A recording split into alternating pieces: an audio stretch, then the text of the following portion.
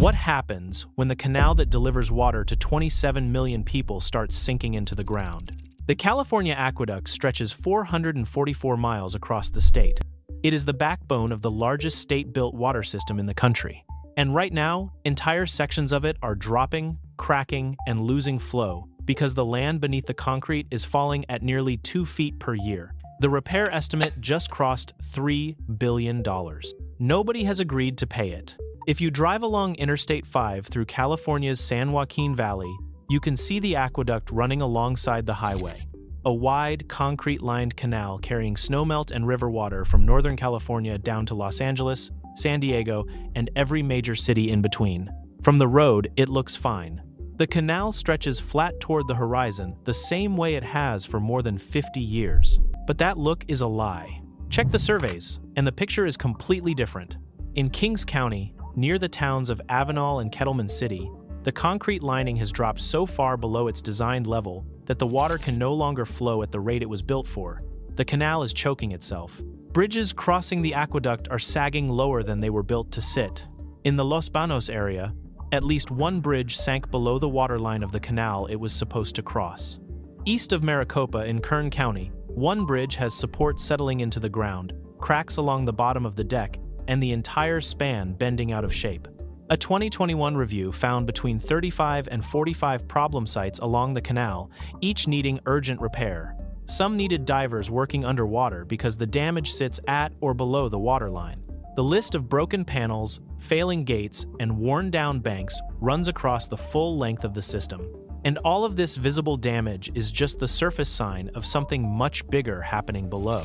The California Aqueduct is the main lifeline of the State Water Project, the largest state-built water and power system in the United States.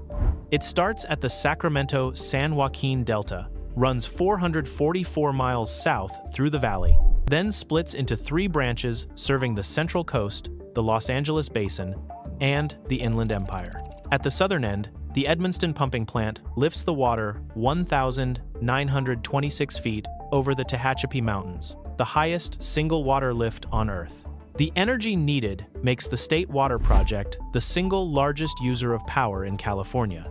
The system delivers water that grows a large share of the nation's food and fills the taps of more people than live in Australia. About 34% of deliveries go to farming.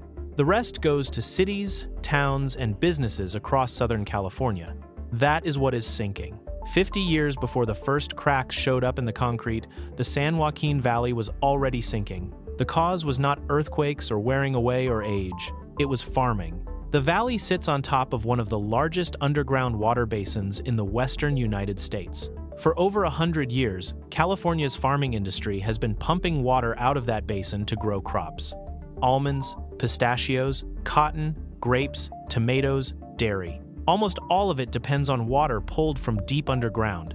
When you pump water from an underground water supply, you are not just pulling liquid from a big buried lake.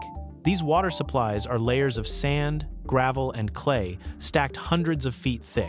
Water fills tiny gaps between the grains and soaks into thin clay layers stacked between the coarser layers like pages in a book. Pull the water out, and the clay crushes under the weight of everything above. The tiny spaces close. And when that crushing happens across enough clay, spread across a wide enough area, the surface of the earth drops, slowly, quietly, without any visible sign until something built on that surface starts to break. This is land subsidence, when the ground itself sinks. It is one of the largest human-caused changes to the land surface ever measured. Between 1926 and 1970, parts of the valley sank by as much as 28 feet. That is nearly 3 full stories of drop, spread across more than 5,200 square miles. Entire roads had to be rebuilt. Canal walls had to be raised. Survey markers set in solid rock were suddenly feet above the ground around them because everything else had fallen away. That was a warning. California saw it, measured it, studied it, and then built the aqueduct directly through the middle of it. When voters approved the $1.75 billion Burns-Porter Act in 1960, the idea was simple: bring surface water from the Delta to Southern California. Farmers would stop pumping so hard. The underground water would hold steady. The sinking would slow. Engineers knew the risk. A federal study in 1963 guessed at future sinking rates before the canal was even finished. crews built 2 to 7 extra feet of buffer space into the weakest sections. In some areas, they even packed the ground down first, flooding it with water before laying concrete to squeeze the soil tight ahead of time. For a while, it worked. By the 1980s, sinking rates had dropped sharply. The canal worked exactly as planned. But every time a drought hit California, the cycle started over. Surface water deliveries got cut. In a dry year, the state water project might send only 5 or 10% of its promised amounts. Farmers cannot walk away from almond trees that take 7 years to grow or pistachio orchards worth decades of work, so they turn on their pumps. Wells spin back up, pulling water from deeper and deeper layers.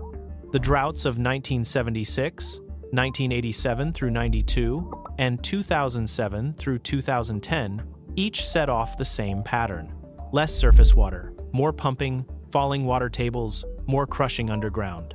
Then came the drought of 2013 through 2016, and that is when the damage sped up to a pace that scared even the engineers who had spent decades watching the ground drop. The Jet Propulsion Laboratory, part of the National Aeronautics and Space Administration, flew airborne radar tools over the valley, a system that can measure height changes down to fractions of an inch. The data caught something the human eye simply cannot spot from the ground. The land was falling at nearly 2 inches per month in the worst areas. Near Corcoran in Tulare County, the ground sank 13 inches in 8 months.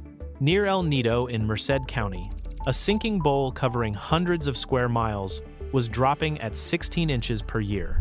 Near Tranquility in Fresno County, 20 inches of drop happened over a 7-mile stretch in a single year.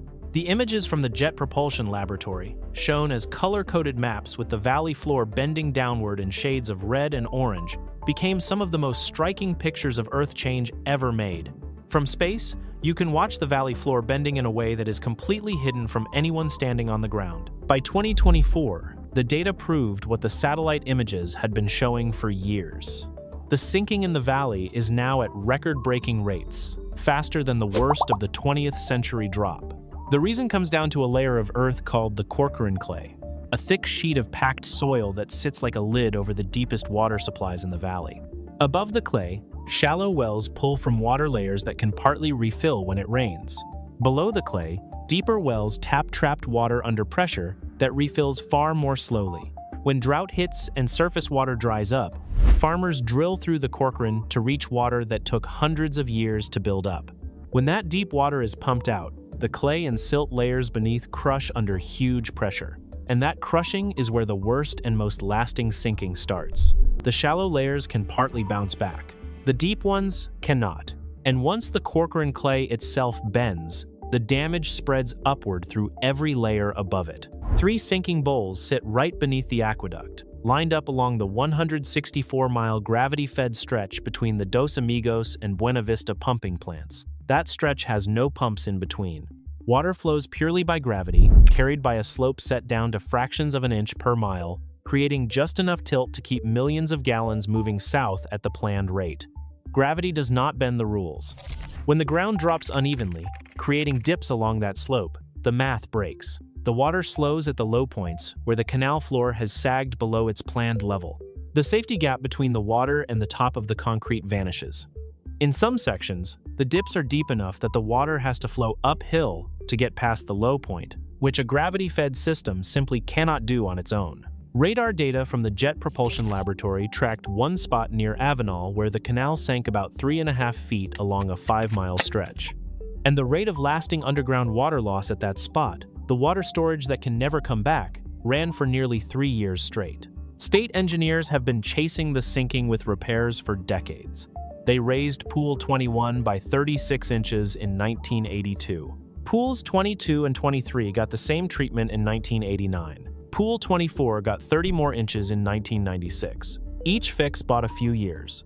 Each fix got eaten up by the next round of sinking, and somehow, it keeps getting worse. By December of 2023, the numbers were in. The San Luis Canal has lost 46% of its flow. The wider Aqueduct has lost 44% in its worst stretches.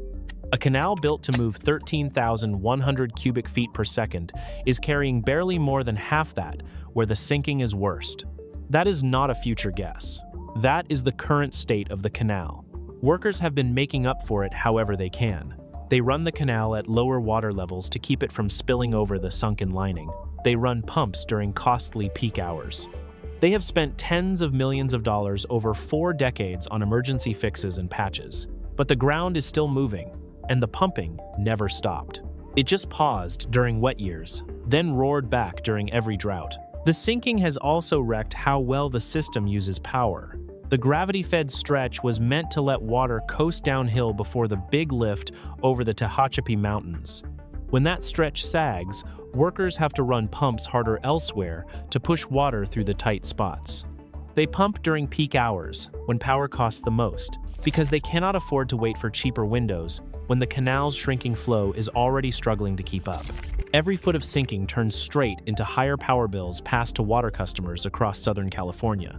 The canal is getting more costly to run at the exact moment it can carry less water. The forecasts are worse. If groundwater keeps getting overused, the aqueduct could see delivery cuts ranging from 6 to 84% by 2043. One February 2026 study warned that flow could fall by 87% within the next decade without repairs. 87% from a canal that 27 million people depend on for their drinking water. The repair bill matches the scale. As of June 2025, the long-term fix, rebuilding sunken sections, raising liners, and possibly adding pumps along the route to push water past the dips, carries a price tag of roughly $3 billion. The Metropolitan Water District of Southern California, the largest buyer on the state water project, would owe about $1.5 billion. Its board members openly pushed back. By February of 2026, the estimate had climbed to $3.9 billion. The short-term projects meant to buy time, 42 miles of liner raises, cost $60 million. Those were supposed to start in 2025 but have been pushed to 2028 because the federal government has not locked in its 45% share of the cost. The San Luis Canal, where some of the worst sinking is focused, is a joint federal-state project, meaning any repair needs both Sacramento and Washington to agree on who pays what. They have not agreed. California voters approved Proposition 4 in 2024, a $10 billion climate bond, but the aqueduct is fighting with wildfire, flood, and drinking water projects for a piece of that money. If you are finding this useful, hit subscribe. We cover geography and Earth crises every week. While the funding stalls, the fallout keeps piling up.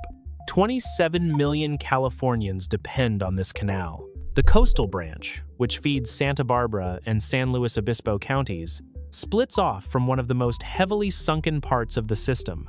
750,000 acres of farmland get water from this canal, some of the most productive land on the planet. Almonds, pistachios, wine grapes, tomatoes, dairy, citrus. Billions of dollars of yearly farm output depends on steady deliveries through a canal that is losing flow every year. When the aqueduct sends less water, farmers make up for it by pumping more groundwater, which speeds up the sinking, which damages the aqueduct more. It is a loop that feeds itself with no way to stop on its own. The damage zone sits right on top of some of California's most at-risk towns. Avenal, Huron, and Coalinga are all inside the sinking zone. 87% of small water systems in the valley rely on groundwater wells, and the sinking is wrecking those wells at the same time it is wrecking the canal. Pump openings that used to sit below the water are now pulling air. The same underground process destroying the state's largest canal is also destroying the drinking water of the towns built on top of it. Southern California's other options are shrinking.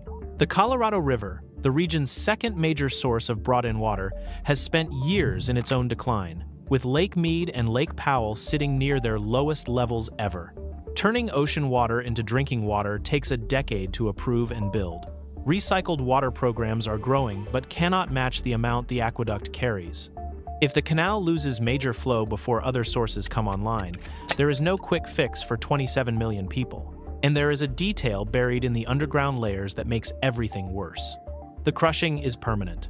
Even if every pump in the valley shut off tomorrow and the underground water was allowed to refill over decades, the ground would not come back up. The clay does not spring back. The surface level is lost for good. The underground water supply itself can hold less water than before the pumping started. The damage is locked into the earth. California passed the Sustainable Groundwater Management Act in 2014, its first real attempt at controlling how much water gets pumped. The law tells the most overused basins to reach safe pumping levels. But they do not have to follow those rules until 2040. That is 14 years from now, and the law does not pay for repairs to systems already damaged. It goes after the cause, on a timeline measured in decades, while doing nothing for the canal falling apart right now. The repair plan will not be finished until 2029.